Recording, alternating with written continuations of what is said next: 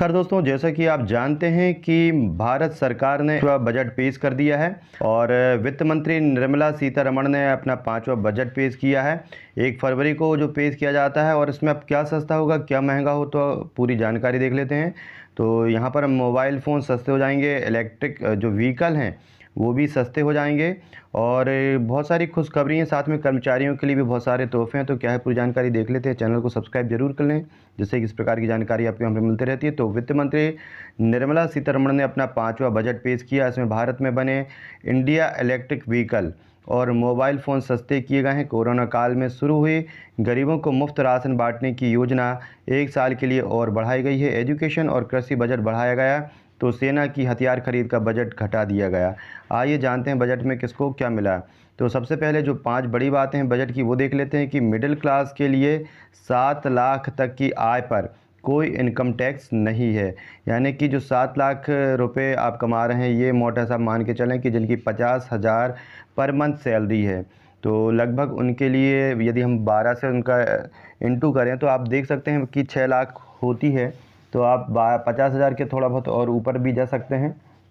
वहाँ पर आप इनकम टैक्स फ्री हो जाएगी उनकी इनकम। और हम ये भी आपको जानकारी देंगे कि कैसे आप अपना जो है इनकम टैक्स निकाल सकते हैं या आप अपनी स्लैब देख सकते हैं और किस प्रकार जो 50,000 का स्टैंडर्ड डिडक्शन होता है और इन सारी चीज़ों के डिडक्शन के बाद आपकी जो सैलरी है वो कितनी होना चाहिए, उसके बाद कब आपका इनकम टैक्स लगेगा, पूरी जानकारी आपको दी जाएगी। तो चैनल को सब्सक्राइब जरूर कर लें।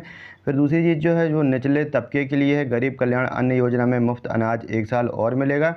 इसके बाद युवाओं के लिए जो स्टार्टअप फंड है और 3 साल तक भत्ता मिलेगा। इंटरनेशनल स्किल इंडिया सेंटर्स बनेंगे।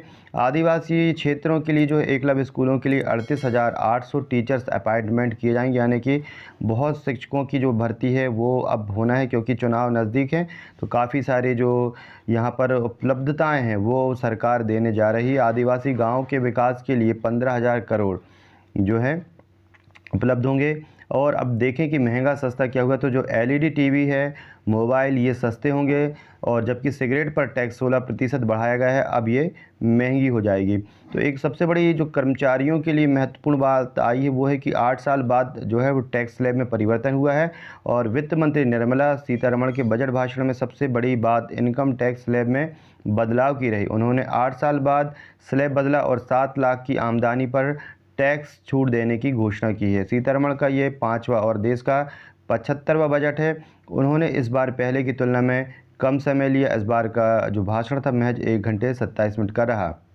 अब हम देख लेते हैं कि क्या सस्ता और क्या महंगा होगा। तो आने वाले दिनों में मोबाइल फ़ोन ख़रीदना सस्ता हो सकता है, वहीं सोना चांदी ख़रीदना महंगा। ऐसा इसलिए क्योंकि सरकार ने मोबाइल फ़ोन के कुछ पार्ट्स पर इंपोर्ट ड्यूटी घटा दी और सोना चांदी पर ड्यूटी में इजाफा किया। ऐसे में आम आदमी की जेब पर किन चीज़ों का बोझ बढ़ने जा रहा है और किससे उसे राहत मिलेगी, वो भी हम देख लेते हैं। सस्ते सामान में आपकी लिथियम आयन बैटरी बनाने में इस्तेमाल सामान की इंपोर्ट ड्यूटी घटाई गई है। टीवी पैनल के ओपन सेल के पुर्जों पर कस्टम ड्यूटी 5% से घटा करके 2.5% की गई है। मोबाइल फ़ोन मैन्युफैक्चरिंग के लिए कुछ पार्ट्स पर कस्टम ड्यूटी घटाई गई है। हीट कॉयल पर कस्टम ड्यूटी 20% से घटा करके 15% कर दी गई है। लैब में बने हीरों की मैन्युफैक्चरिंग में इस्तेमाल सीड पर ड्यूटी कम। एक्सपोर्ट को बढ़ावा देने के लिए श्रिम्प फीड पर कस्टम ड्यूटी पर कम करेगी। फिर महंगा जो हुआ है उसमें देखें कि सिगरेट पर राष्ट्रीय आपदा आपात ड्यूटी एनसीसीडी को 16% बढ़ाया गया है। गोल्ड और प्लेटिनम के बने सामान की ड्यूटी बढ़ाई गई है। चांदी की ड्यूटी 6% से 10% की है, उससे बनने वाले सामान पर भी ड्यूटी बढ़ाई गई है।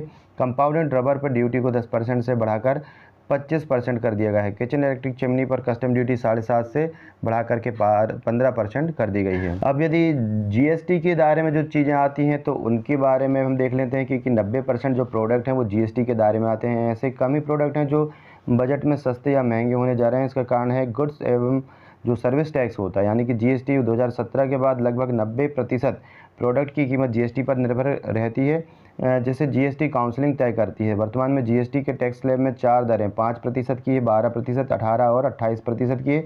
आवश्यक वस्तुओं को इस टैक्स में छूट है या सबसे निचले स्लैब में रखा जाता है। जीएसटी से जुड़े सभी फैसले जीएसटी काउंसलिंग लेती है। तो इस प्रकार हमने देखा कि जो कर्मचारी हैं उन्हें 7 लाख तक के जो है अब इनकम टैक्स में छूट दे दी गई है। वहीं पर मोबाइल फ़ोन है, टीवी हैं, ये सस्ते होंगे और बाकी जो ज्वेलरी है, सिगरेट है, इन चीज़ों में थोड़ी सी महंगाई बढ़ गई है। तो आप जो है आपके विचार कमेंट बॉक्स में ज़रूर लिखें, आपके लिए बजट कैसा रहा।